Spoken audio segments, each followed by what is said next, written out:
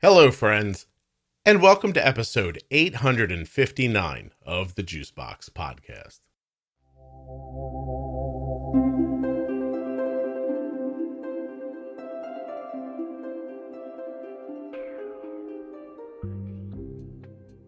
I had a fantastic time speaking with today's guest. His name is Dan. Dan's father had type 1 diabetes, and one of his children now has type 1. While you're listening to me talk to Dan and have a great time, please remember that nothing you hear on the Juicebox Podcast should be considered advice, medical or otherwise. Always consult a physician before making any changes to your healthcare plan or becoming bold with insulin. I want you guys to know I wanted very badly to call this episode Animal Husbandry, but I went with my heart instead. Hey, and don't forget, if you have type 1 diabetes or are the caregiver of someone and you are a U.S. resident, you can go to t1dexchange.org/juicebox and fill out the survey. Completing that survey helps type 1 diabetes research. t1dexchange.org/juicebox. Went with my heart, I did, when this episode should clearly be called Animal Husbandry.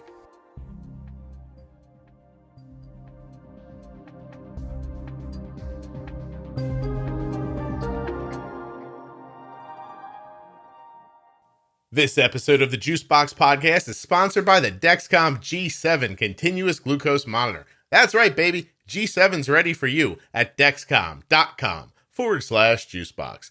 The podcast is also sponsored today by the Omnipod 5 and the Omnipod DASH. Check them both out at my link, omnipod.com/juicebox. And if you're getting ready to use the Omnipod 5, I have a great resource at juiceboxpodcast.com/omnipod5. If you want Dexcom or Omnipod, please consider using my links, typing them in a browser or clicking on them at juiceboxpodcast.com or in the audio app you're listening in right now. Because when you go to those links, through my links, you are supporting the show, helping to keep it free. Thank you so much. Let's get started with Dan. My name's Dan. I'm the father of a 6-year-old girl that has type 1 diabetes that was diagnosed almost exactly a year ago. And then I grew up, my father had type 1 diabetes. He was diagnosed, I think, around 6 or 7. So it's been a part of my life for pretty much my entire life. Dan, you're a little far from your mic. All right. Well, maybe I just need to talk louder. Did you get sad in the middle? Maybe I was like, God, he's fading quickly. Is it better now? Is that? Yeah, you just got soft while you were talking. Like soft enough that I'm going to say your daughter was diagnosed a year ago when she was 5, and you grew up with a father who had type 1. Correct. Gotcha. Yeah. Yep. Your dad have type 1 your entire life, or was he diagnosed as an adult? So he was diagnosed at around 6 years old, I think, from what I can gather from talking with the family. And, it took him a really long time to figure it out with him. They just didn't know as much back then. Is he alive now? No, he passed away about 5 years ago. I see. So I'm sorry. How old would he? How old would he have been if he was alive? Let's see. He'd be about 70. He was 65 when he passed away. So he was, may I do the math on this? So it's 2022 now. Now, if we take 20 from that, it's 2050 more. Was your dad born like in the 1950s, the early 50s, the late, like right there? I am terrible with those things. I love that you don't know. But I'm just, the one thing that with my daughter, I will never forget her birthday now, because every time I call to, get some supplies or go get a prescription, I've got to give them her birthday. And so, yeah, I'm bad with birthdays and dates, but I think your math is pretty close. Yeah. 50, right. I'm guessing 52-ish, diagnosed in 58 is my guess. Yeah. Okay. Yep. Was it a point of discussion throughout your life? Was it never mentioned? How did that go? It was weird. It's very different, I think, than it is now for me with being, the parent. We really lived a normal life. It wasn't a big deal at all. I never thought about it too much. I remember it being really annoying as in junior high and high school that we had to eat dinner at the same time, like every day. My friends would be out playing and I'd have to come home for dinner. But other than that, he just kind of took care of it. And that was that. Did you not notice he would it get low? Oh, okay. Yeah, that's what I'm asking. Like, what parts of it did you see? Yeah, he would get low and just get kind of crazy and combative with my mom about it. And for whatever reason, he would listen to me and, have some orange juice. That was kind of his big thing. And then he would kind of snap back out of it and test himself. I think the lowest I remember him being when we were out camping once was like in the teens. And he almost kind of, fell asleep, I guess. Mm-hmm. At that point, he was starting to fade. You could see it in his eyes. And but who handled that? Other than that time camping, who handled that low? I think I eventually talked him into, treating himself with something. And it was that. He always had like some candy bars or something in his car, but he lived a pretty normal life. We had a boat, went water skiing every weekend, went camping a lot. Mm-hmm. He worked out in the woods all by himself all the time. And so totally different. I really never thought about how, potentially dangerous some of that stuff was with him. I just expected he would handle it. Yeah, I have two questions. So first, I'd like you to talk about what it's like for a person who's bigger and stronger than you to decide they don't want to listen and be in that situation where you're trying to save them. How do you handle that? I would just try to reason with him.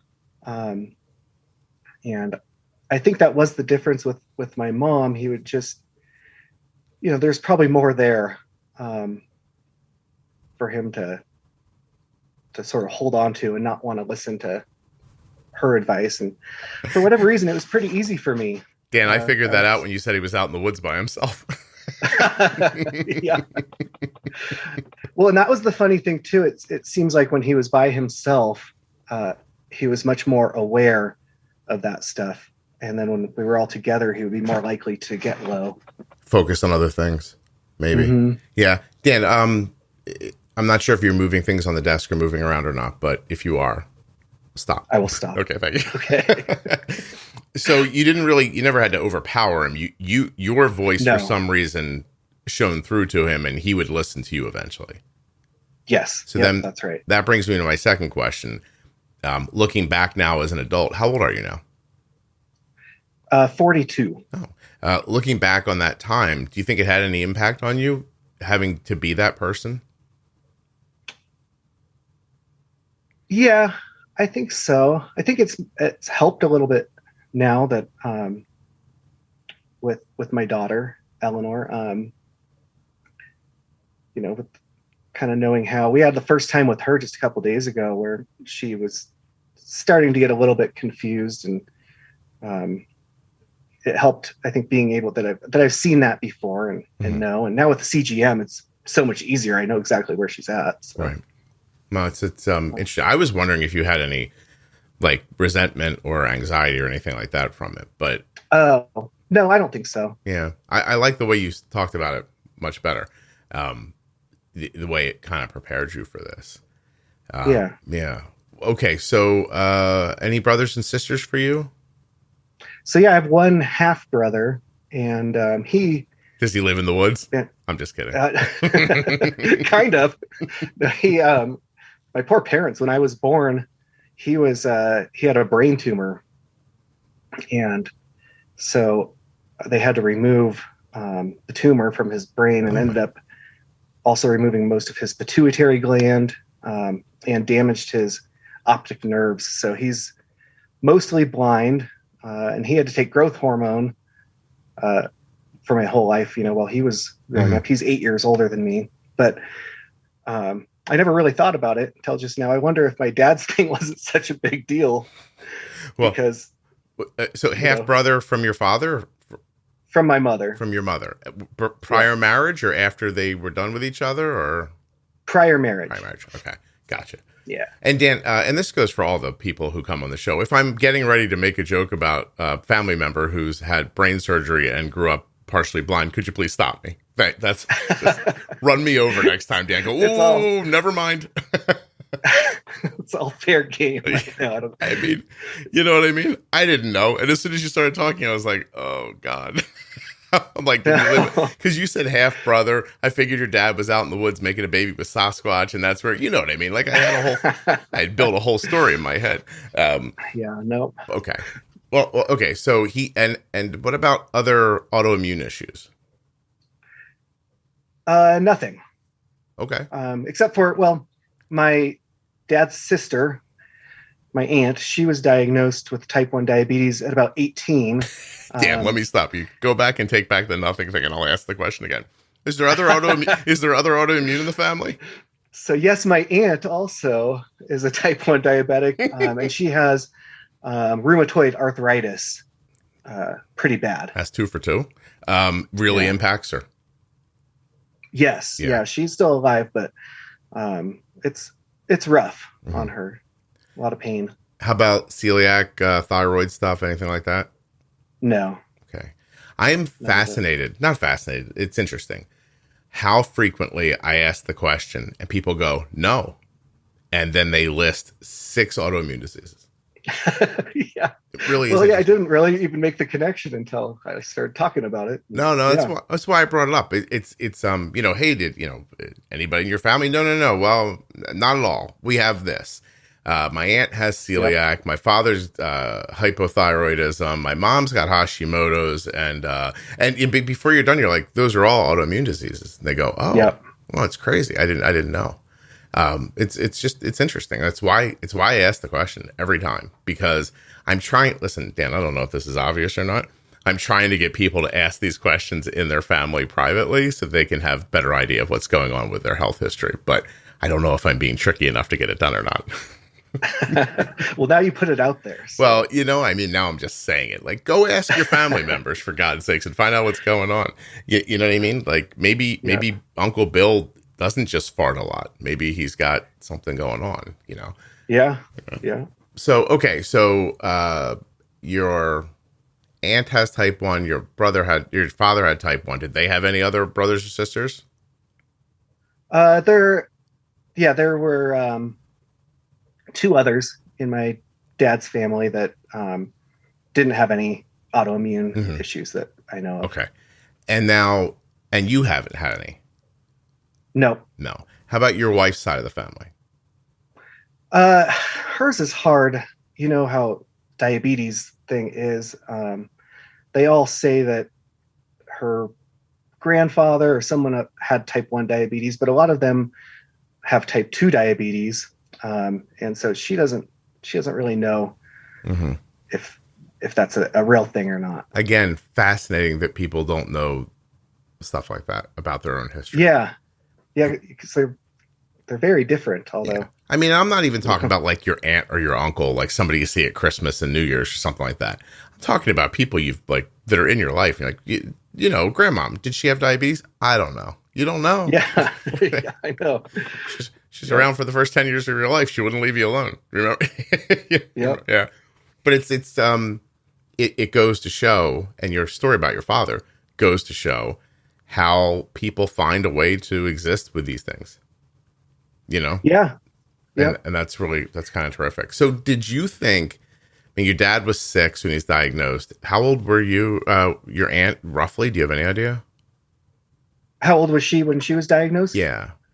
She was 18. Okay. So 18. So by the time you're in your 30s, you think you're free and clear, or is it something you've never thought of or something you always worried about? I was pretty sure I was free and clear. And then when my wife and I talked about having our first kid, it was a conversation that we had and talked to some different people about it. And then after we had my older daughter is 12. So we had her, and I remember taking her to the doctor and talking to the doctor about it when she was just an infant. And he was really kind of on the ball about stuff. He said that diabetes now, they don't know if it's all genetic, or partly genetic, or he said there's some environmental factors involved, and they're just trying to figure it out. And so the optimist in me heard it was all just environmental factors with my dad and my aunt. And so we're good. We won't, Doctor over here, he doesn't seem like he knows what he's talking about. I'm just going to pick and choose from what he said, and we're going to move forward. And make my own thing. Yeah. I'm also imagining the conversation you and your wife had like, in bed while you're like, think we should do this? And you were like, yeah. You would have said yes to anything, right? Like, it's possible the kid's gonna have diabetes. You're like, I don't care. So we talked about it. You think the kid will have diabetes? Probably not. Let's go. Yay. That's pretty much how it happened. Yeah, Dan, we've all had that conversation about a condom at one point or another. It's right there. Should we just get it? Nah, it's gonna be all right. So exactly. But listen, at least you thought about it and talked about it out loud. When you talked about it, did you ever give over to the idea that it could happen and have that conversation, or did you do I'm now making air quotes with my fingers, like the talk about it where you decided it was going to be okay? We didn't decide that it was going to be okay. It was we knew there was a risk involved, and we were just going to see what happens. Yeah, right. I mean, listen, it's a valid way to go. You know what I mean? There's no right or wrong answer for certain. I'm just interested in how it happens, because people say stuff like that all the time. Like, we talked about it, but then they never tell me what they talked about. So I have to pick. It's my job, Dan. Yeah. Okay. So now your second child is the one with type 1, and she makes it to 5 before she's diagnosed. But did you see anything prior to that? No, I thought we were free and clear. So my dad passed away when she was not even 1 yet. So for the next 4 odd years, there was no diabetes going on. And I really didn't think about it after, kind of got over the morning part with my dad. And she was good. She's super, I know all parents are biased, but she's like a super smart kid. She's doing well in everything in life, and we were doing good, And then the whole pandemic thing kind of started, and we went through that. And did anybody in the family get COVID? Our whole family got it, so we were all vaccinated, and my wife and I had our boosters, and we had a trip coming up to go to Disneyland, actually, that I was just thinking about touching all the stuff. All the kids and stuff at Disneyland. And about a month before our trip, Eleanor was just kind of being whiny and had a little bit of a runny nose, and almost out of spite, I'm like, we'll test you for COVID. And it was positive. So we all went down and got the test done. And both the kids were positive. My wife was never positive. And I was just walking around Walgreens with no mask on, feeling great, and got the email that I was positive too. So it's like, oh, I should probably go home, I guess. Do you think you got it from Mickey Mouse, or you got it somewhere else? Well, so that was before Disneyland. We were actually glad that we got it. Then we didn't have to worry so much at Disneyland. So I don't know where we got it. School, probably. Yeah. Kids picking stuff up. All that learning, messing everything up. Yeah. Well, especially at the kindergarten age, You think it's possible it's okay to skip that? Maybe you could count to 10 at home. Not the now kindergarten teachers like, I do more than that. I know you do. I'm just it's fine. I'm just saying. If you're gonna skip a grade, I mean, I would think one of the easier ones to manage personally might be the lower grades. I guess what I'm getting at. If I'm there might serious. Be easier to catch up from that. Yeah. Well, I mean, and you might be able to handle it on your own. I also love when people say their kids are smart, and I'm like, I don't know how smart you are. This is all perspective. You know what I mean? People are like, my kid's brilliant. I'm like, smarter than you, maybe. Well, she scored, so she's in the 99th percentile. You had her tested? All the things. No, they do the standardized tests here. Oh, okay. I was teasing. So we actually did. All right. I said no, but we did. So Dan, how many times are you going to lie to me in the first 20 minutes? To get into the school that she's in, we had to do an IQ test. So she goes to this school that's an old charter school that's looped in through public funding now that, and they can still use their old requirements. So they can be selective about who they let in. And so we did have our IQ tested, and that was also high. So you could throw her over the wall of that walled garden, Dan. Get her back there with the other smarties. Yeah. Listen, yep, Dan. Exactly. Don't get too excited. I was one of those kids when I was little, and I make a podcast now, so you know what I mean. Yeah. Don't get too excited. I don't think the money's just going to start falling over the walls. No, I know. She's already disappointed me several times with telling me what she wants to do when she grows up. Now we're getting to it. Dan's willing to say he's been disappointed by his 6-year-old now, excuse me. What does she want to do? Oh man, I don't remember. It's been all over the place. She wants to do what I do and what my wife does, which I guess are both good. My wife's a veterinarian, and you'll get a kick out of my job. I know you get a kick out of people's weird niche jobs. I own a company that installs fish tanks and does fish tank maintenance all over the area. You own the company? I own the company. When's the last time you had your arm elbow deep in a fish tank?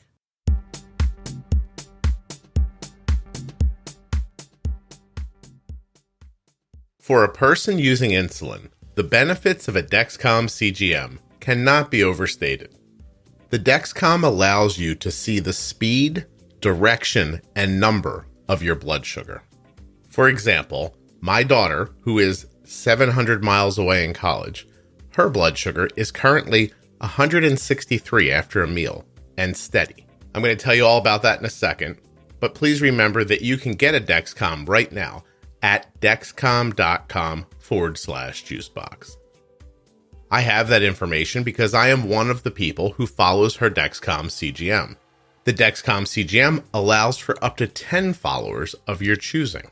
That means that I can see everything that Arden's blood sugar is doing, no matter where she is.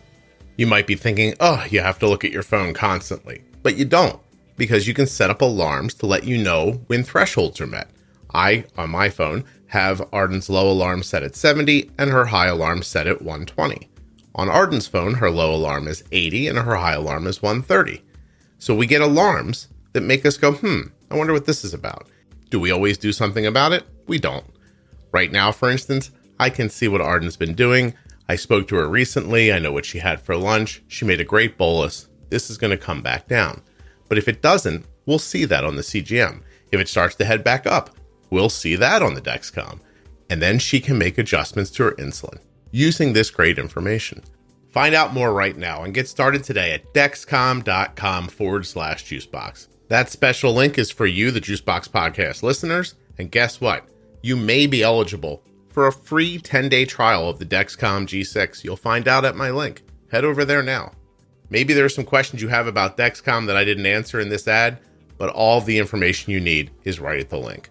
See customizable alerts and alarms, 0 finger sticks, and glucose readings right on your smart device. Dexcom.com/juicebox. Links in your show notes. Links at juiceboxpodcast.com. My daughter Arden began wearing the Omnipod tubeless insulin pump on February 4th, 2009. That was 5,093 days ago. Or another way to think of it, 1,697 pods ago. At that time, she was 4 years old. Hang out with me for a moment while I tell you more about the Omnipod. Omnipod.com/juicebox. Today, Arden is 18 and still wearing Omnipod. Back then, there was one choice, just one pod. But today, you have a decision to make. Do you want the Omnipod 5, the first and only tubeless automated insulin delivery system to integrate with the Dexcom G6? Because if you do, it's available right now for people with type 1 diabetes ages 2 years and older. The Omnipod 5 is an algorithm-based pump that features smart adjust technology. That means that the Omnipod 5 is adjusting insulin delivery based on your customized target glucose. That's helping you to protect against high and low blood sugars, both day and night, automatically. Both the Omnipod 5 and the Omnipod DASH are waterproof. You can wear them while you're playing sports, swimming, in the shower, the bathtub, anywhere, really.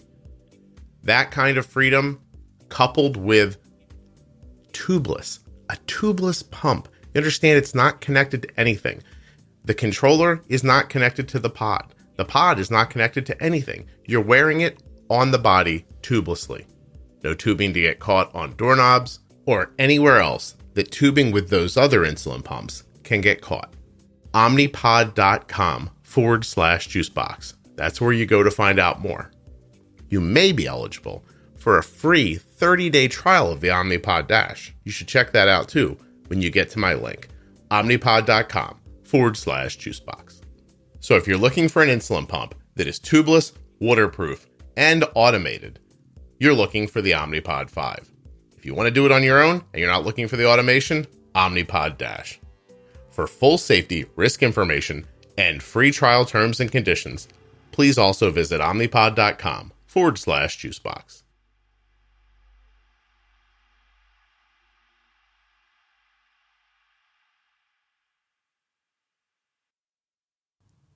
Yesterday. Oh, okay. Well, I'd like to get you to a place where the other people are taking care of the work, but that sounds good. That sounds lucrative, actually. I have 3 people that work for me, and they go do most of the work, especially since the COVID stuff. My job was flexible, and I was able to stay home with the kids more than my wife, and so I sort of transitioned to working more from home. But all of our fish tanks when I order fish, they come from all over the world. A lot of the saltwater fish are caught in the wild. Right. And so I have to put them in fish tanks first to make sure they're not carrying parasites and that they'll eat fish food and all of that stuff. And so those are all in a room in my garage. And so that's where I had my hand in a fish tank yesterday. I see. I have not. Yeah. I used to have tanks because my dad had them, and I have not had one since my little brother poured. I had probably like a 55-gallon saltwater tank. It wasn't huge, but it was great. It ran really well. It had live coral in it, and it was really great. And one day, my little brother put when you want to smell nice, Dan, what do you smell? Cologne. He put cologne in it to see what would happen. Do you want to guess what happened? Oh, yeah, that probably wasn't good. Yeah, it killed everything pretty quickly. Yeah. Yeah. And then Good. We do a lot of assisted living places, and one of my clients called a while back and said that one of the old guys there dumped his milkshake in the fish tank because he thought the fish would like it. And she wanted to know what would happen. So I said, I'm not sure. Here's what's going to happen. I'm going to be over and send you a bill. Don't you worry. Yeah. Get it all straightened out. I just never had I did not have the fortitude to do it again. It was a lot of work and expense. I was young, but my son asks me about it pretty frequently. How come we don't have a fish tank? And he's never had one, and he asks about it. It's really, really kind of interesting. So, yeah. All right. Well, that's, how did you get into that, by the way? In college, I switched around a couple times what I was going to major in, and I ended up majoring in fisheries biology, and was going to do like research, streams and fish and stuff like that. Were you mad at your parents when you chose that? Yeah, I was originally going to do physical therapy, and then I'm trying to picture 15 years from now, little Eleanor comes up to you and says she wants to get into fishery sciences, and you going, whoa, wait a minute, no. Yeah, like, well, who's gonna pay the bills? Yeah. I've never said this before. My very first job was in a pet store. Oh yeah? Yeah, I was 13, and the local guy had a pet store, and we were always in there buying fish and stuff like that. And one day, I think he saw us as a nice a nice revenue stream, and he thought, why don't I just basically, I was free labor for fish. I basically worked for fish. Now that I think back on it, and you'd go in and clean tanks and run the register and stuff like that. And I know people are like 13-year-olds can't have jobs, but it was the 80s. We could do whatever we wanted. So I'd go in there and work, and then he'd pay me at the end of the week. And at the end of the week, I'd basically end up paying him all my money back for whatever I bought during the week. It was brilliant. He was a mad genius, wasn't he? Yeah. But I had a great job. Similar job in college. Yeah. There was a couple things I wouldn't do. If you bought a snake while I was working by myself, you got the snake out yourself. It Oh, was self-service. uh-huh. I was like, that's fine. Go ahead and get it. I'm not doing this. Yeah, yeah. You're not a snake person. No, no, no, no, no, not in any way, shape, or form, Dan. It's not happening for me. Okay, so Eleanor shows signs, symptoms. Anything? What's your first look at diabetes? Yeah, so her kind of diagnosis story. She went to Oregon when kids turn 5. I don't know if you are aware of this. They can fly by themselves on the airplane, and so she wanted to go on a trip. So the first, she went with just my mom. My mom took her to Oregon to see some family, and I went to the airport to pick them up when they got back. And my mom was just saying that she was just thirsty the whole time, just going through bottles and bottles of water. And it just kind of had that feeling when she said that. I just sort of knew. Well, did your mom not know from your dad? Well, that's why she was telling me. Okay. Is she was kind of thinking it too. But it was like the first thing she said to me when I picked them up. I was like, "Hi, thanks." How was your trip? Then, I think the kid has the diabetes. Yeah. Still in the runway, little thing coming off the plane, you know. Right. Yeah. So the following day, she was flying by herself with her sister. So let's see, they were 5. She had just had her 5th birthday, and Kinley was probably 10.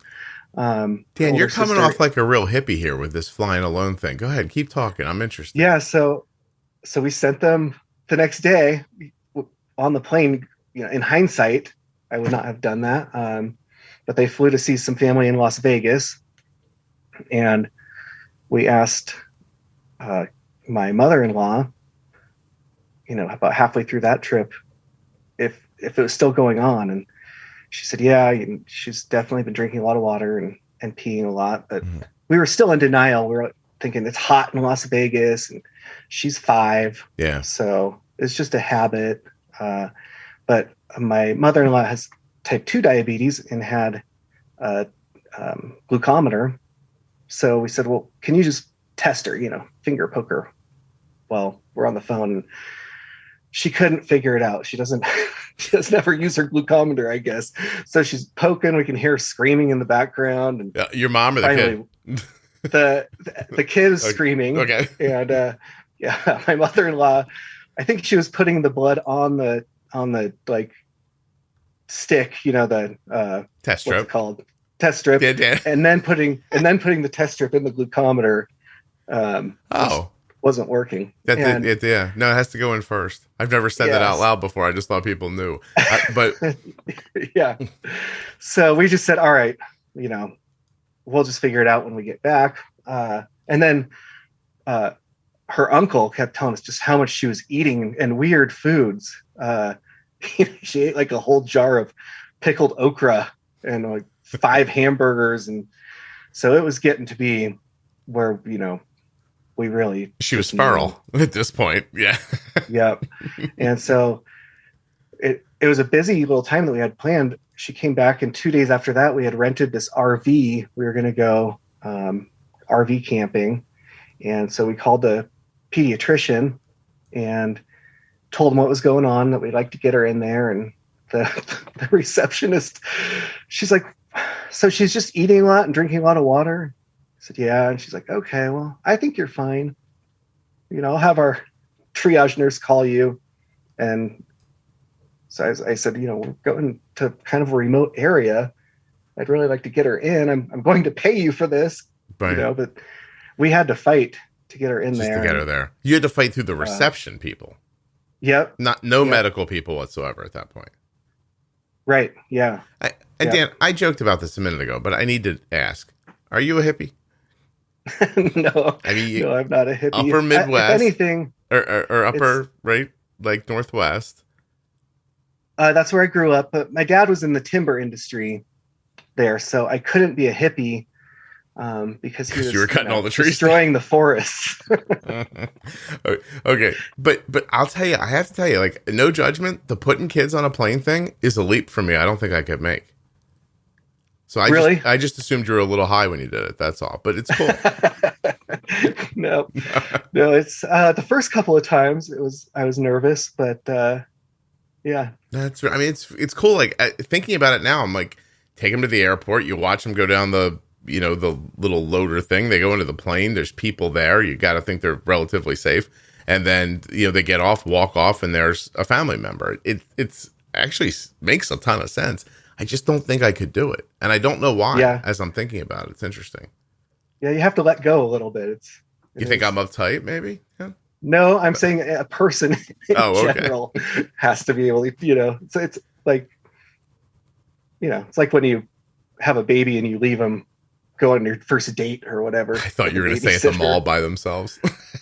Yeah. Sometimes you leave a kid at a Strawbridge and Clothier or something like that for a couple minutes while you go get a pretzel, Yeah, as long as they're sleeping, they're fine. I mean, in a pile of soft laundry or something, they're really, it's hard for them to hurt themselves. Strawbridge and Clothier. What was that? Strawbridges. Did you have a Clover near you when you were growing up? It was like an offshoot of Strawbridges. Is that a Philly thing? No. No, I don't know. Sorry for anybody who doesn't know what that is. Big store. There you go. Oh, okay. Yeah. Yeah. So we got her in, and then off to the emergency room from there. And of course, even growing up with my dad, I still didn't really know how diabetes worked. So we're like, well, let's go through the Wendy's drive-thru and grab some lunch on the way to the ER, because she'll probably never get French fries again in her life. And so we did that. And well, your expectation of diabetes, I'd have to imagine, was somewhere near, we're going to have to buy orange juice. And it must not be that bad, because I never saw my dad do anything with it, really. Yeah. That it was still, pretty mind-blowing learning about it. So my dad, he did have some things.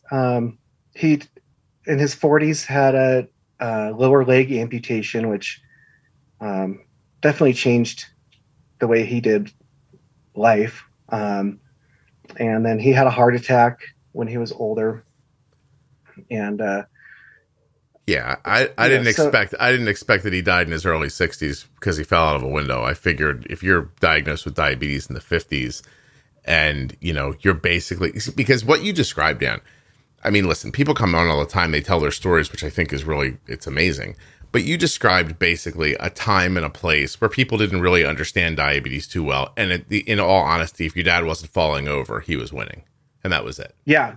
When I remember, when I was young, he was still doing it was like a test strip that you pee on, and then you compare the color to the thing on the little jar of test strips. And then that's how you figure out how much insulin you need. And now what do you have any technology with your daughter? Yeah, she has a Dexcom, and then she's on the T-Slim with the Control IQ. Okay, so a completely different world. And now, so different. Yeah. So when you look at your daughter's care and you juxtapose your memories of your dad, you realize, it's, I guess, obvious, right? Yeah, that's a big thing for me.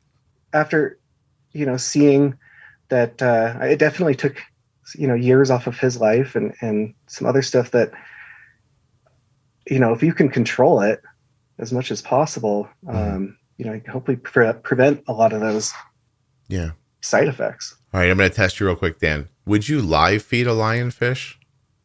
A goldfish? Oh. No, not usually, unless they're not eating. Flakes are okay for them still? I would do like frozen fish, things like or that. Frozen shrimp that are thawed out. Yeah, squid, stuff like that. Interesting. Okay, I was just checking. I'm testing you, Dan. I was just testing you from the little bit that I remembered from working in a pet shop. Let me think. 23, 33, 43, 37 years ago. So yeah. No, that's well, usually you can only get like live goldfish, and that's not very good for them. It'll cause a lot of fat buildup in their organs. And really, look at you. knowing stuff about your job. Good Yeah. for you. Yeah. Hey, your wife, is she like a buttoned up veterinarian, or is she one of those hair going in 16 directions? I love the animals veterinarians. She's kind of in between. Mm-hmm. She's just dogs and cats that she does, and she is works for someone that owns the practice. There's two of them there, and I think especially when she was younger, she loved the dogs and cats, but Yeah. working with all the dog and cat owners might have changed that slightly. I have a question. When you realize that your girlfriend is one day going to have to put her finger in a dog's butt regularly, do you think you go like she's a player, right? Like this girl will be okay. Well, that's for the vet techs. Oh. So when I met her, she was already doing that. How was your day? I had my finger in 6 dogs' butts. Oh, yeah. Don't worry. I was just expressing a gland. Great. Gosh, she had her arm. So at her school, they had this cow that had a spot where you could stick your whole arm in it. Stop. And it was like, stop. You might have found my line. Hold on. So it was like a sealed off area in the cow that the vets could stick their arm in. Wait. Okay. Go slow. I got to get my breath back. I actually thought, oh my God, here we are, 800 episodes into it. We figured out what I don't want to talk about. But so not in the cow's orifice. Right. Okay. The cow was surgically opened. Yes. So that students could, oh my God, that's fascinating. Yeah. Wow. That cow has done a real service for other cows. I know, right? You think it has a plaque somewhere in the school? It should. It should. It should have a statue. Yeah, no kidding. A monument. I'm being serious. That's like, I know I know the cow doesn't. I mean, I know. I'm guessing it thought, well, this isn't good. But I'm saying that contextually, I don't believe it knew it was helping other cows. But that's really it's kind of lovely, actually. Wow, that's really something else. Thank God you didn't say what I thought you were going to say. I just was like, I was in a panic. I started feeling like a little when you started. I was like, please don't tell me about this. Nice living. We're happy we married her. All that stuff. She getting the bills paid, Dan. It's, you know what? She is the pandemic. They have never been busier. So many people have pay attention. Animals, I guess we're lonely. They probably dogs and cats. Oh, people buying more animals. Yes. Oh, I thought maybe they had time to pay attention, but that was just me being kind to people, I guess. Well, and now it's the opposite. People are going back to work, so there's a lot of animals that are having separation anxiety. Dogs that are used to their owners being home all day, and now they're peeing on everything. Now, now they're not. Telling your wife about it. She's like, yeah, exactly. What's wrong with my dog? Leave me alone. My kid's got diabetes. I'm done. I'm out. I check out. How does your daughter handle type 1? Is it smooth for her? Is it choppy? I see people online a lot who talk about it. It's nice that they share like some of the problems their kids have. But people don't talk about it when they come on here. It's the one thing about the podcast that I still wish went slightly different than it does, is that a lot of empowered people come on. So their stories are generally like, we got this. But I mean, How is that for her? It's been a bit of a roller coaster. So when she was first diagnosed at 5, she really didn't understand what a chronic thing was. And so I remember having some really, really hard conversations with her when she'd say, I think I'm better. When am I going to be better? I feel fine. And she told me one time we were driving around that she's like, I know all that water and stuff like that, but I think I was just thirsty. I don't think I have diabetes. And so I think that part was harder for me. But you just kind of see in their eyes they're trying to understand what you're telling them. Hey, Dan, she's not my daughter, and it was hard for me to hear. So, yeah. Right.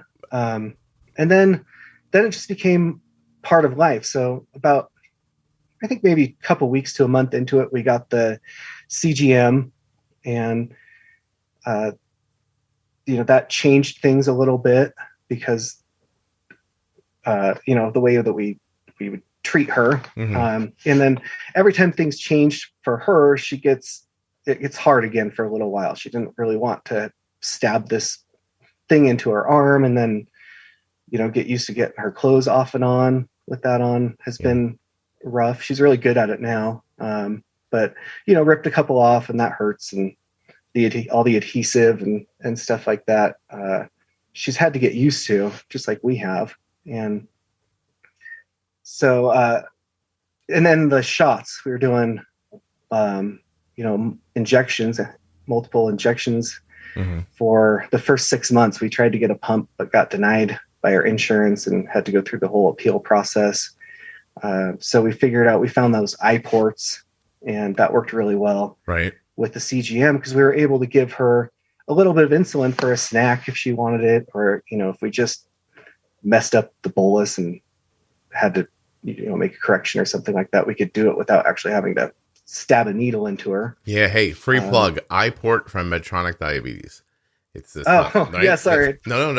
They're a sponsor for something else, but not for this. But we don't talk about iPort enough, right? So this little port that your daughter wore, and then the needle, the actual syringe went into the port. So you weren't technically you weren't stabbing her over and over again. So you're saying if she wanted to have a couple of carbs, you could pop a half a unit in there or something like that without actually having to stick her.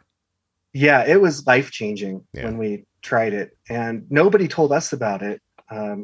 We might have seen someone mention it on the Facebook page. Yeah. But like the medical staff, they're like, yeah, sure. If you want to try it, we can write you a prescription, but not really into it at all. Nobody helped. But you liked it, and it was valuable. It was amazing. Yeah. Good. And so that got us by until we got the pump, and then the pump's a whole nother thing, that she took some getting used to and didn't really want it at first. And, but now we've adapted, and most days, are fine. We've had I think she just got out of the honeymoon period. So I've been doubling her basal insulin. Mm-hmm. It feels like it takes so much now. I'm still struggling with it. I'm almost there, but hard to get over the number change, right? Yeah, it's kind of scary, and I don't know why, because every time I do it, it ends up just making it better. Mm-hmm. But it's still it's just intimidating to add that much more. When she got the pump, she was only barely using 10 units a day, and she's probably in the 30s now. Yeah. It's interesting. I get it. I get it. MDI. If you are using 3 units a day, basal, and you're, multiple daily injections, and then suddenly it's 6, you think, well, wow, I'm going to put in double the insulin. I can't get it out again. But I mean, when it's a pump, you change the setting up. If you start seeing it go the wrong way, you just, have a snack and put it back. Yeah. Right. Yeah. But I still get the anxiety. I mean, get it. By get it, I mean, I see it happen to a lot of people, Yeah. And then there's something about the numbers that freak them out. Yeah. I think with repetition, it'll, it becomes easier. Get a little easier. Right. But so, yeah. And then there's still the stuff, a couple days ago, we switched the kids' rooms, and we're kind of letting them decorate and stuff. And Eleanor, she was super excited and just kind of bouncing off the walls, and she hit the bathroom hinge and ripped her Dexcom off, and it just took the wind out of her sails, and so how do you handle that? Do you come in with the big enthusiasm? Don't worry about it, we'll fix it, it's no problem? Or do you let her feel bad about it? Or how did you handle that? I tell her we'll fix it and it's okay, and that I let her talk about it and say I understand.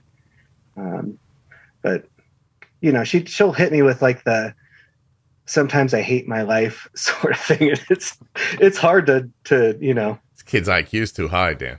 You understand? Just having too many deep thoughts. Let's get you a nice kid with an 80 IQ. Just goes, everything's fine. Don't worry about it. Yeah. And this kid's thinking around the deeper corners. We don't. Yeah. It's making everything difficult for you. So we had just gotten a new transmitter for this one. And so this time I let her, I was like, do you want to put a Dexcom on me first, before we do yours? So Right. I am wearing one for the first time, which has been interesting, but that helped a lot. She thought that was pretty fun. Okay. Hey, interesting, Dan, like you think you have diabetes, or interesting to see how a functioning pancreas works? Interesting to see how a functioning pancreas works. And also kind of sad. It's so easy for me. I can pretty much do whatever I want. And you eat something and nothing happens, right? Yeah, nothing. Well, I'll tell you that I think I've worn a CGM a couple of times, and just seeing the ebbs and flows and how different foods impact, I found it really valuable. It changed my perspective a little bit too about meal times. There would have been a time in my life where I just thought that any rise in blood sugar was a mistake. And now I talk about it all the time, but I think of like after a meal, I don't want it to go up. If it doesn't, it's great. If you don't get any kind of a rise and you don't get a low later, right on, that's perfect. But if you go 130, 140 and it comes back in 30 minutes, I don't think about that the same way as I did years and years ago. Yeah, it's interesting to see that. And with me, sometimes there's not even any meal correlation. I'll just see my blood sugar go up to whatever 120 and then go back down. And I'm like, that was weird. Stress, anxiety. Yeah, could be. And the lows too. I'll get down to the upper 60s. And you feel fine? Oh yeah. Right. I wouldn't know if I didn't have this on. Right. Yeah. Somebody came on years ago, a long time type 1. It's the first time I heard somebody say that every person experiences blood sugars in the 60s, like once or twice a day, and sometimes for extended times. People without, obviously, if you have active insulin, working man-made insulin, it's a different concern. But that was another thing that I heard that was valuable for me. You mean like my blood sugar gets down to 65 sometimes, and no one runs around and goes crazy? It helped me a lot. Yeah. You don't freak out quite as much when. Yeah, I mean, if my blood sugar is 65, I'm also not like riding around with 4 units of Novolog in my arm or something like that at the same time. But it's not an apples to apples comparison, but it is enough to give you a different perspective. Yeah. Well, what my wife and I do with that, if Eleanor's starting to get down into the, say, lower 70s, we just like to give it one more reading. We'll usually say, we'll text each other if one of us is working, say, what do you think? And kind of look at the line, but we like to just kind of give it one more to see what happens before we make any decisions. Before you turn a 73 into a 120 for no reason. Right. Yeah. Well, listen, that's the one of the great aspects of the Dexcom. It's just, it allows you not to panic about things. Once you see it, once you can like see the big picture, it's excellent. I mean, just really life-changing. It's made me think a lot about my dad, because he had a pump, I think the last couple of years, but he didn't like it, and he never had a CGM. And so who knows, he used to eat these big bowls of honey bunches of oats. So his favorite cereal. And I see when Eleanor eats something like that, and probably by the time he went and tested himself again, he was fine. But in between, who knows what was going on? Well, I'm going to guess Dan, he wasn't fine because he had a lot of issues. You know? So right. I'm going to guess that his blood sugar was high most of the time. And if he lost a leg and had heart damage, I mean, we'll never know, I guess, but he probably had A1Cs in the 10s and 11s. It would make. I would imagine, especially as a kid, in the 20s, late teens and 20s. Was he? How do you remember him? His disposition? He was always very positive until the leg amputation, and then it really kind of slowed him down with a lot of the stuff that he liked to do. And he was sensitive to people seeing it at first, and then it just hurt. His leg would hurt a lot. Mm. So he had neuropathy as well, I'd imagine. No. No? Uh-uh. Okay. All right. That's interesting. Yeah. Yeah. And the heart disease eventually. Yeah. So he had a heart attack. We were out camping, actually, and my sister-in-law was with us. She's an ICU nurse. My dad was explaining what's going on, and she's like, "It sounds like you're having a heart attack." He's like, "No, I'm fine." He went to bed, and then we ended up taking my wife to the ER because she had a reaction to some antibiotics she was on. Never took my dad to the doctor, and he was the one that whose life was in danger. You have an incredible sense of humor. At one point you said something like my dad's leg was amputated and it stopped him from, and you paused, and I thought in my mind, the voice in my head went, playing soccer. And because I didn't know where you were going to go, because you've had such a, like, you're quietly very funny, and you have a great sense, a dark sense of humor, and I didn't know where you were going. Like, I didn't know if you were going to be serious or like tell me what really happened to him. And you just laughed. You're like, my dad was having a heart attack and we took my wife to the hospital. It was kind of funny, in hindsight, but yeah, no, it didn't end up being didn't work out great for him. Yeah. No, he had a quintuple bypass after that. And wow. How long did he live after the bypass?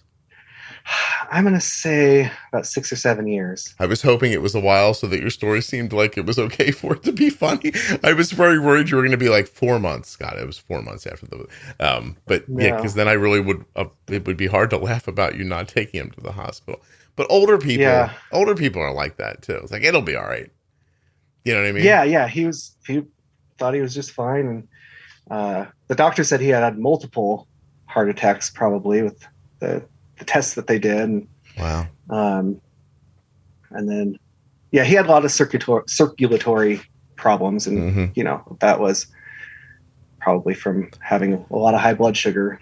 I would imagine. In his life. So is that a driving force for you now with your daughter? The memory of your dad? Yeah, 100%. I think I listened to a podcast where you mentioned you had a friend, that Mike. Yeah, that had kind of poor management, and it was a motivating factor for you. It helps me. It helps me with the podcast for sure. And I do think about him in certain ways in relationship to my daughter, but Mike's memory is stronger for me when I imagine the people listening to the podcast. Yeah. Because you described, I mean, listen, your dad it was in the 50s, like, he was a kid, like, I get it, but I mean, an amputation, a quadruple bypass, circulatory issues, those are problems from high blood sugars, like prolonged high or fluctuating blood, I bet he wasn't fluctuating that much. And he was probably just high all the time. And and you also described a mother-in-law who didn't know how to use her own glucometer, a type 2. And that's why I think, keep having these conversations, so that, what happened to Mike and your dad and, everybody else can hopefully benefit someone, be a more positive influence in life. Like, if you hear this story and think like, oh, it's sad, diabetes, it's going to get me, you're missing my point, Yeah. Well, to answer your question better about my dad, I think that it taught me, I saw him low many times growing up, and it was always fixable. And, of course it's dangerous and scary and not to be taken lightly, but never caused any real problems once we resolved that. But it was the high blood sugars that ended up, really ending his life. And they were the thing that you didn't really pay attention. He didn't really pay attention to as much. Only that it made him feel uncomfortable. Dan, let me amend what I said. Just because the tools didn't exist. Not that your dad was like, screw it. Like, he was living the life that was available to him.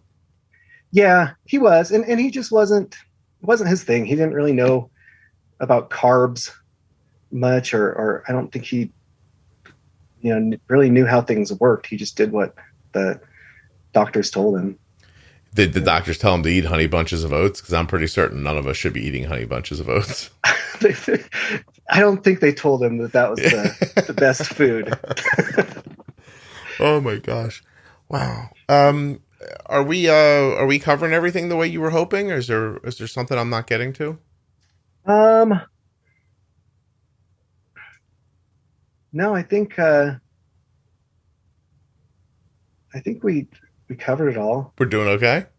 Yeah. Yeah, I'm not kicking you off. I just wanted to make sure I wasn't missing anything. That's all. Because there's stuff that you've thought of since I'm assuming you signed up for this like 6 months ago. Yeah. I'm like, I'm gonna email Scott and see. So then, I've been nervous about it for the last 6 months. Have you really? No, not really. It comes up real well. This morning, I wasn't like, oh no, I've got to do it. Are you nervous now? No, I'm fine now. Okay, yeah. I'm good. But this morning, I wonder how often that happens because, I mentioned on here sometimes, but part of my screening process is that there's no screening process. So you have to want to be here when I sit down to record with you. You know what I mean? Like you get, I think, 2 emails that remind you, and it's a 6-month wait. I mean, imagine like in June that you'd be like, I'm going to be on a podcast. And then in December, you get an email like 4 days, before or whatever. And it's like, hey, don't forget you're going to be on that podcast. I don't call you and be like, hey, don't mess this up. I'm like, there's the link. You'll be there if you want to be. And everybody shows up. Like I'd say twice a year, there's no one there. And they usually just need to reschedule. People don't bail on me.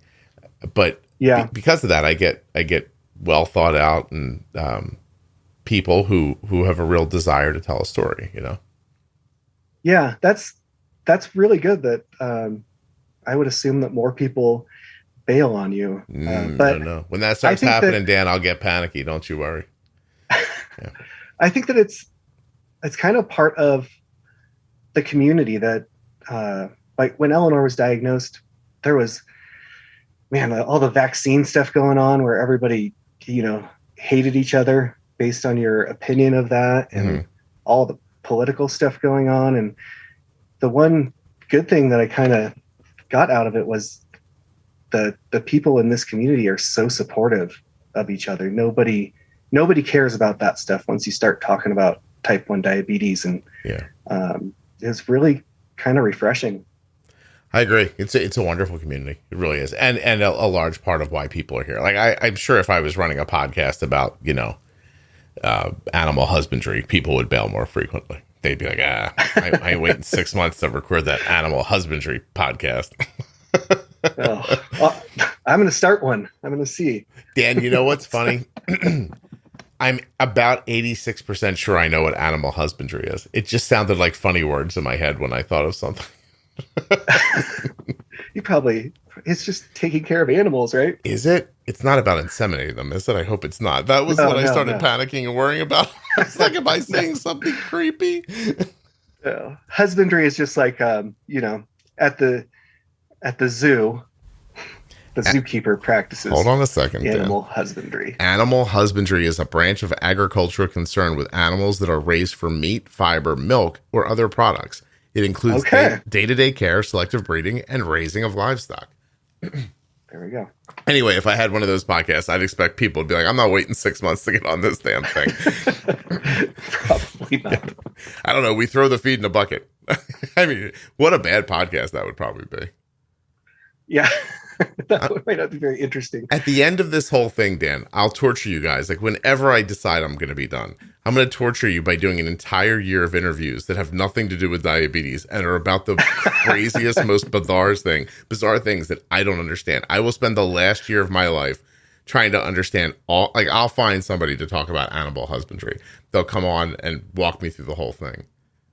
Seriously. What if you did that and then that got really popular? Even more popular. Yeah. Well, that would go to my head, Dan. I just want to tell you. I am the best. I'd be like, one thing. Good. One thing I just, for whatever reason, thought of that I think some people might enjoy hearing about is, so I've been seeing a lot of stuff about airports on the different Facebook pages, and going through the security and Mm-hmm. with all your equipment and stuff like that. And so with my dad, with his prosthetic leg, they had no idea what to do with it. And so it was different every time. And I remember one time, the most awkward one, they made him take his leg off, put it through the scanner, and then hop through the metal detector on one foot, and then put his leg back on the other side. What airport was this? Call them out. I don't remember. It might have been in Portland. Now, why are you guys flying so much? Well, it's an entire lifetime. Okay. I was like, how much of your yearly income goes to airfare? By the way, I can't believe I'm saying this. This podcast episode is definitely going to be called Animal Husbandry. All right, nice. Because I want people to listen the whole time and think, this has nothing to do with that. That's the funniest thing about this podcast to me is when I'm looking for one, I didn't go in order on them, but you really can't get anything from the title. Yeah, I'm making you listen, Dan. I don't need you to. Yep. I don't need you disregarding an episode because you see a word you're not sure of. You know what I'm saying? That sounds interesting. Yeah. I think the first one that I listened to, my wife sent me a picture that she got off of the Facebook page of like the first ones to listen to, I guess. And the first one that I listened to was Texting Diabetes. Mm-hmm. And it was right before Eleanor started kindergarten, so her first like public school thing, and we were just freshly diagnosed. And I'm gonna have to do it different this year because I was like hot walking into that school, telling them what they're gonna do. And I got you all charged up, Dan, and then you went in there. And they were I was all fired up. There is an episode of the podcast called "The Frozen Urine Part of Diabetes." I can't, for the life of me, remember why that is. I'll have to check that one out. I don't think I've listened to that one. The other day, Butthole Adjacent came out. Oh yeah, I saw you. I saw on the Facebook page that you asked how people would feel about that. Yeah, I actually was concerned. I was like, let me just see. By the way, overwhelmingly, people did not care. And I and it's funny because I'm, if you listen enough, you probably get my sensibility. Like I'm like, I'm gonna. So listen, it's an episode about a girl who got a fissure or something like that. What do they call those? You would think I know because I recorded the episode, but sounds right. Yeah, her ass exploded. Okay, and it was prior to her diagnosis, and so it's a big part of her diagnosis story. She had this pain. She went to a doctor, et cetera, and the damage, where she had the injury, it's an injury of her skin, right? It was between her, it was in her taint. So I was waiting for you to say that. Yeah. And so I couldn't say like, blah, blah, blah's taint exploded. And then I was like, that doesn't work, So I was like, well, where is it? Oh, it's adjacent to her butthole. I was like, I'll call it butthole adjacent. And I'm typing that out. And there is no voice in my head that says, you should probably not do that. Like, I'm just like, that makes sense to me. Right. And then I set it up to post. And a couple hours later, I thought, man, maybe I ought to just throw a poll up on the Facebook page, just real quick to check myself on this. Yeah, when I saw it, most people were okay. I don't care. Overwhelmingly, people were okay with butthole adjacent. And now, 5 years from now, someone's going to trip across that and be like, what does that mean? What does that have to do with diabetes? Yeah. I'm looking here. I typed in butt, B-U-T, to bring up, I got butthole adjacent, Rocky and Bullwinkle. Does Jenny burn out? Navigating bureaucracies with type 1, defining diabetes bump and nudge, under the shade bus with Maddie, bushwhacking with Justin. Like, I'm starting to wonder, like, what would happen? Like, just say a word, Dan. Any short word. Go ahead. Oh, husbandry. You bastard. What are you doing? All right. So I'll type in H. That won't have anything. No. How about, I'm trying to think. I was going to say food, but that probably has everything. Isn't that funny? All of them will have something. Yeah. Yeah. Co-parenting. So I typed in food. Co-parenting through divorce came up. Printing A1Cs. So the word food must be in the description somewhere. Mature onset of the young. Here's one. Mature onset of young love. Oh. What does that mean? I'm not sure. Well, see, but I know, Dan, right? This person had MODY, I think. So mature onset of blah, blah, blah is MODY. Oh, And she met her husband when they were really young. And to me, those were the two keys of the story. Yeah. And so, but what would I name? Like, what would I do? Like, what title should it be?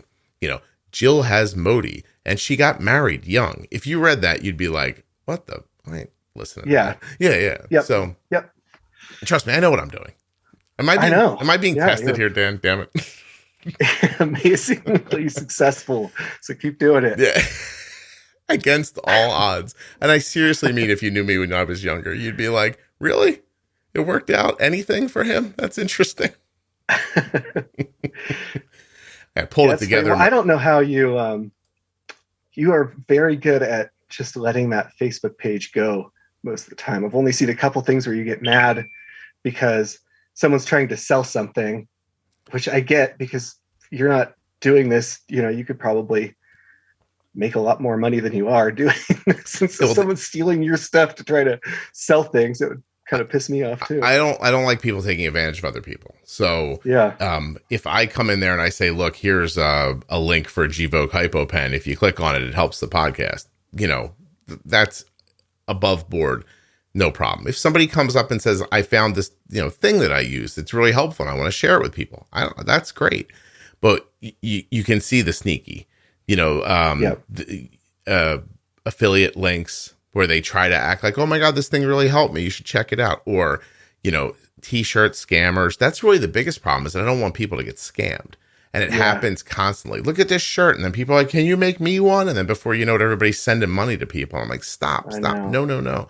I mean, the truth is that Facebook page, I think right now has 20. It's weird when I say it in the podcast because then I listen back 6 months later and there's so many more. But now there's like 26,000 people in there. And they're people who are helping themselves. They're helping each other. They're sharing information. They're being supportive. They're creating a community. They're helping people with questions. And they need to feel safe there. They shouldn't have to think that you're trying to steal $20 from them. And Facebook is, you have to protect that. So it's not, and then the other thing is it's not a marketplace. Like I can't just let people come in there and pimp their businesses like crazy because those people are 26,000 people trying to help each other. But from a cynical perspective, they're also a block of people who are primed to buy certain things. And that's not right either, And I don't get mad as much as I'm just like, like Dan, just leave me alone. I don't want to do this. But to your original point about the Facebook page, it works really well because it runs off my general vibe, which is just be an adult.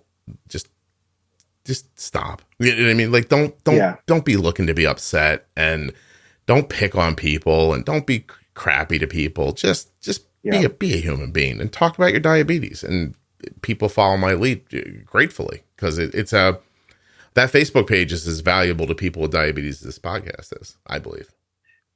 Yeah. I don't really ever comment. Well, I haven't made my own Facebook page or post for probably 5 years. My wife just does it and tags me in it.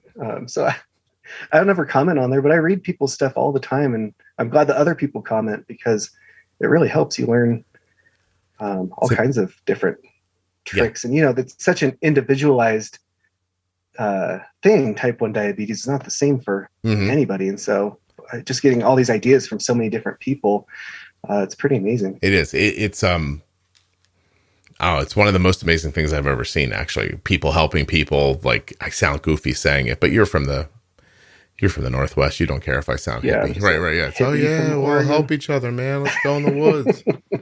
What's that, a mushroom? Let's eat it. I know what you're up to. I haven't figured you out completely, but I'm getting there. And so fish, like how often have you stare at those fish? Do you find them relaxing still, or do they still just work? Oh, yeah. So no, fish tanks will bring your blood pressure down. It's like a study that they've done, but yeah, it definitely raises mine. I can't go to like a public aquarium without trying to see the problems. And then usually if I find some problems, I feel better because I'm like, oh, they have issues too. You start throwing business cards around, or what do you do? You're like, oh. Yeah, yeah, I'll fix that for you. Dan, does anything about your job help you balance, say, a hot tub pH? Does it lend itself to other parts of your life at all? That is an interesting question because when I was in college, I worked at a pet store that sold fish and reptiles and hot tubs. So my boss's idea was that it's more or less the same thing. It's a thing full of water, you know. Let's just go for skills. it. Similar distributors, similar skills. How many people do you know who believe in Sasquatch? I think just my older daughter. Okay. Well, she's 12. I'm okay with that. Yeah. Yeah. So it's funny. I just looked at the Follow app. You know, I was saying I was nervous to get on here. My blood sugar, I haven't had breakfast today. My blood sugar is 158. Wow. And I just had my A1C done a couple weeks ago, and it was like 5.2. So I think I'm okay. Arden's blood sugar is 94 at the moment. So nice. She's doing better than you. Your pancreas is trying. Yeah, that's funny. It started going up right around 10:15. I hear it sometimes. People like get on and they're talking for 10 minutes and I hear beep, beep. And I'm like, you all right? And they're like, yeah, my blood sugar's just going up. I don't know why. I'm like, you're nervous. I'm famous. And then, you know, which I'm Dan, you know, right. I don't think that. Kind of a big deal. To who? To you? to the people that know about you. Yeah. It's an oddity. Really. I'm going to go back downstairs when we're done here. My wife will make sure that I know I'm not a big deal. We'll take care of the whole, thing right now. I wanted to get back to, though, just the idea of community for people. It's super important. We don't talk about it enough. It sounds kind of hokey when you say it. It doesn't need to mean that you're like at diabetes camp for a week. It doesn't need to mean that you ever post on that Facebook page. It can just be the practice of watching the conversations, I think, is incredibly valuable. And and just being around people who are in a shared experience was very comforting. Yep. So it's weird that I'm the one that facilitates it, but maybe not. You know, I was thinking, it's funny. It's funny you bring this up. I saw an email today from a person I know who is a community manager, right? So it's a real job. It's 2022. This person makes a real honest living, owns a home, and they manage a community online. That community that they manage has a small fraction of the members that mine does. It does not run well. And I've never thought of myself as a community manager in my life. And I realized when I was looking at it, it was all kind of like coalescing in my head. I thought, oh, I am a community manager. I just do it differently than people do it. I don't put rules on people, constraints. I mean, basically, the rule of the Facebook page is be nice. That's it, really. You know, I don't, once in a while people try to argue about politics. There's no politics. You just say no politics. That's the end. And when people say things that are kind of, I was going to say off color, but it's not true. I think what happens most of the time is that people just don't communicate the way they want to sometimes. They have an intention in their head, but it doesn't come out right, or they don't think about how it reads. And there was a thing this morning where I said to the person, hey, I don't think you meant this way. Like, could you look at it again, please? And I didn't say it to them privately or send them a message, or I wrote under their comment. I said, I don't believe that I hear what you're saying. I have a ton of respect for the situation you've been through. Can you please look at this again to see how the original poster might read it? And then the person came back and said, oh, I didn't mean it that way. Like, it was very cordial. And again, to me, it's the, you can't walk around wanting to be upset. You got to give people the benefit of the doubt and assume that they mean good things too. And then a lot of times you'll find out they did, or you'll catch somebody in a bad moment and they'll adjust themselves. And the ones who don't are crazy. So what are we doing? We're going to argue with them. You know what I mean? Yeah. Yeah. Well, I write and delete emails to my clients all the time because they caught me in a bad mood, and I'm like, oh, I'm gonna wait to send that. Let me just take a second here and think this through. I said to somebody recently, it might have been on the podcast, I don't know. I feel bad if I'm repeating myself, but the podcast and the Facebook page and in general, interacting with people with diabetes for so long has made me a better communicator. Like I know how to talk to people in a way that I mean, that is still unique to me, but sincere, and does not, and takes into account how people might be feeling in ways that I don't know. So I'm not a person who uses the word triggered really, but so you don't trigger people. So you don't get them, you don't put them in a disadvantageous situation the first time you talk to them. And that's how you breed conversations. So, yeah, I agree that you have that, it's a unique skill that's hard to do. It's hard to get people to tell you, especially things like this that can be so personal, without then barriers. You're nice to call it a skill, but my whole life people just tell me stuff. So I don't know why it is. It's natural. Yeah. My wife's like, well, people tell you things they shouldn't tell you. And I'm like, I know, it's been happening forever. I have no idea why. So probably just my deep voice, Dan. Makes everybody comfortable and a little woozy. And then they're like, yeah. My wife once put her hand inside of a cow. I just started a podcast this morning. So I was like, all right, I'm going to see how this goes. And it was all you. All I got to was you just talking about how great your voice was. Oh, you started one of my episodes. I thought you were like, this is the end now. I'm going to pimp my new podcast. I was like, what's going on? No. It was yours. It was the divorce attorney one. Oh, yeah. Great episode with a divorce attorney who's also the parent of a type 1. She comes on, gives great conversation about how to manage that situation. So I do the edit on it, I don't know, we recorded it a couple of months ago. She wrote a great blog post for it that's on juiceboxpodcast.com. That's a companion, like a real step-by-step how-to, like great advice. Anyway, I edited it, and it was ready. So the audio gets chopped up into blocks, and it's waiting for me to do the open, like the hello friends, like that part. And, this episode of the Juicebox Podcast, and then I put the ads in the middle, and I do the outro. I'd like to thank blah, blah, blah. And that happens later.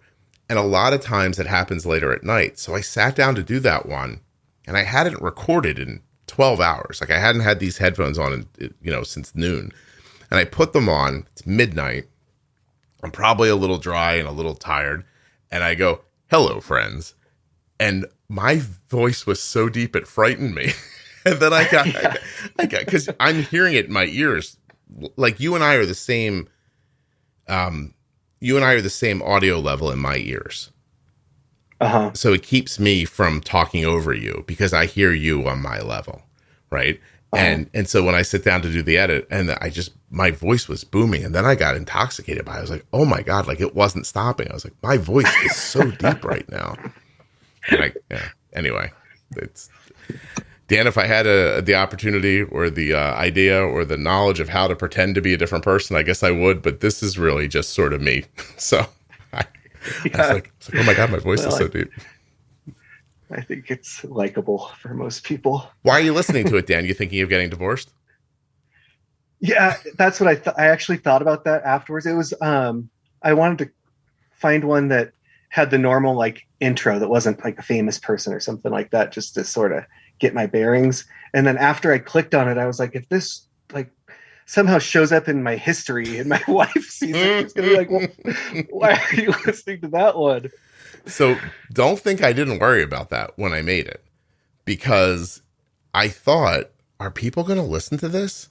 Like, because it's great. I mean, she's terrific. Like, no lie. Like, really, it's a great interview.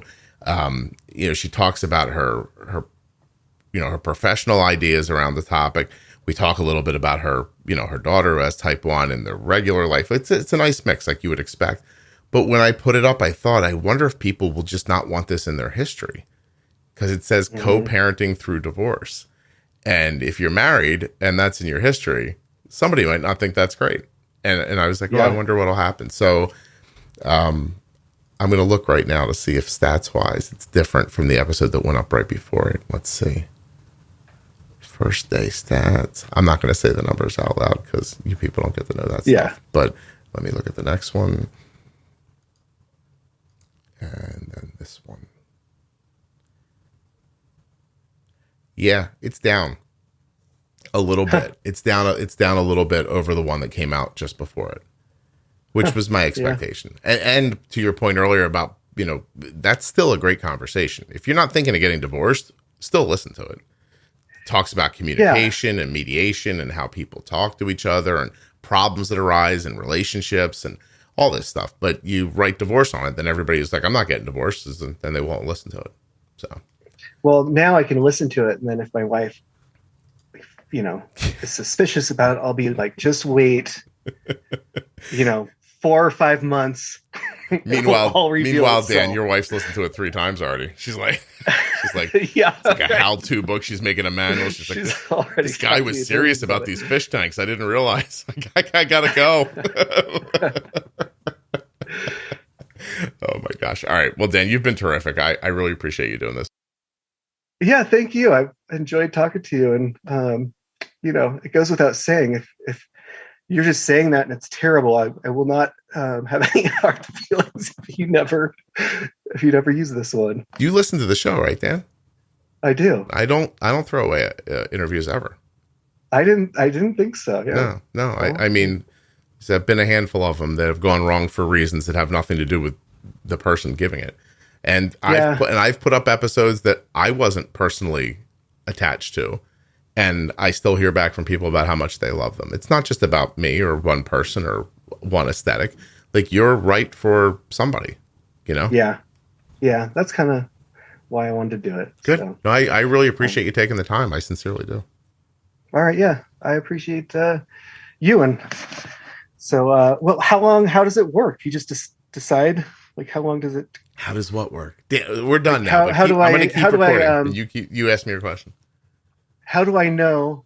How does one know when their interview gets? Oh, well, Dan, the machine takes care of it. We have a large, intricate staff over here. I don't know, Dan. It goes up. It goes up in your podcast player, and you go animal husbandry. Holy crap! I can't believe you really called it that. What an idiot that guy is. I have no idea why that podcast gets listened to by anybody. No, I don't. I'm not going to tell you.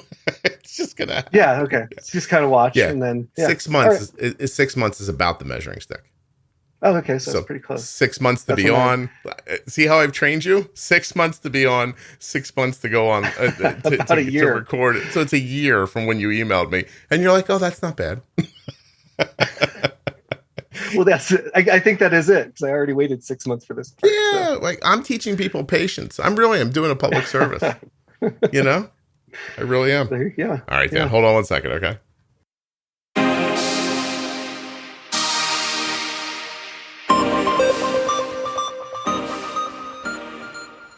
Did I not tell you Dan was terrific?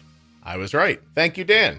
And thank you, Omnipod, makers of the Omnipod 5 and the Omnipod DASH. Omnipod.com/Juicebox. What are you waiting for? Speaking of waiting, how long have we been waiting for the Dexcom G7? And now it's here. Dexcom.com/Juicebox. Go, go, go, go. I want to thank you for listening, for sharing the show with other people, and for all the kind things that you do for each other. I'll remind you that I'll be back very soon with another episode, and that you should check out the private Facebook group, Juicebox Podcast, Type 1 Diabetes. All right, I'm out of here. Don't forget to use my links.